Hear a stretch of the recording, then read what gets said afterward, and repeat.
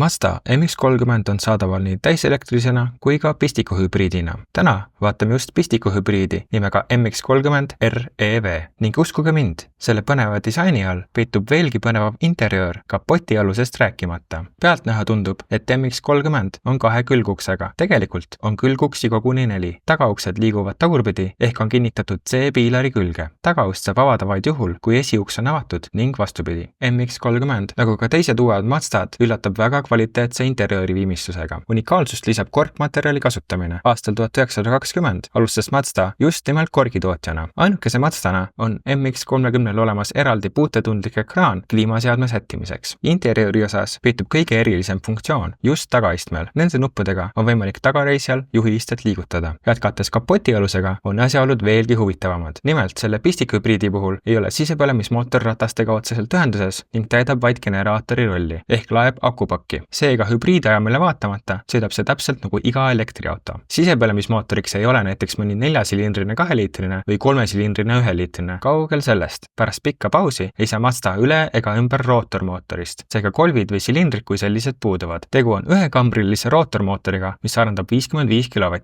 Sõit MX-30 on esiveolise kohta väga lustlik ning see rafineeritud käiguga rootormootor sobib hübriidajamisse nagu valatult.